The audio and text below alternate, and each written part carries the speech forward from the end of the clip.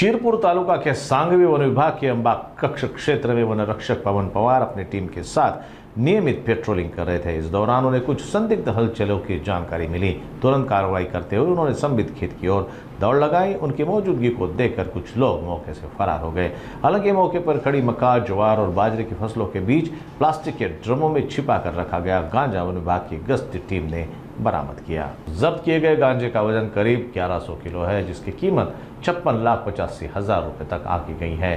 इस मामले में शीरपुर तालुका पुलिस थाने में बीती रात मामला दर्ज किया गया है। इसी दिन शीरपुर तालुका पुलिस स्टेशन के पुलिस निरीक्षक जयपाल हीरे अपने दल के साथ खिलारे शिवार में पेट्रोलिंग कर रहे थे। तभी उन्हें एक संदिग्ध रिश्ता नजर आया। रिक्शा की तलाशी लेने पर उसमें लगभग 1.5 लाख रुपए कीमत का 30 किलो गांजा बरामद किया गया। इस कार्रवाई में पुलिस ने 3 आरोपियों को रिक्शा सहित हिरासत में ले लिया और आगे की जांच की जा रही है।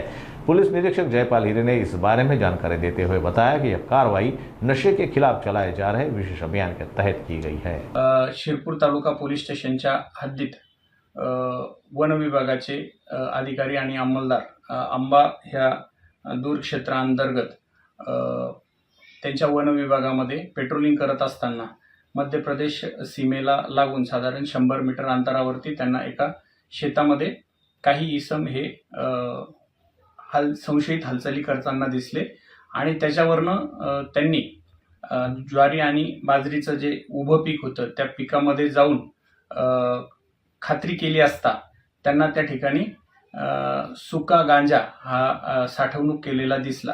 त्यांनी तात्काळ सदरची माहिती पोलीस स्टेशनला कळवली आणि त्यांचे जे RFO आहेत ते ACF आणि मी स्वतः तसेच आमचे बाकी दुय्यम अधिकारी आणि अंमलदार असे सर्व आम्ही पंचनामा किंवा NDPSची जी छापा कारवाई असते त्याची सर्व प्रक्रिया राबवून त्यानंतर त्या ठिकाणी गेलो आणि ती छापा कारवाई पूर्ण केली। त्याच्यामध्ये साधारण 1137 किलो गांजा हा जप्त करण्यात आला आहे। त्याची एकूण बाजारभावाप्रमाणे किंमत 56,85,700 रुपये आहे।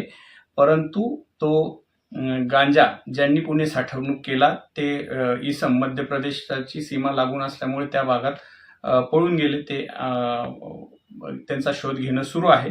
त्याबाबत पोलीस स्टेशनला गुन्हा दाखल करण्यात आला आहे आणि कालच रात्री पुन्हा आम्हाला एक अशी बातमी मिळाली की 3 इसम हे एका रिक्षामध्ये गांजाची वाहतूक करत आहेत।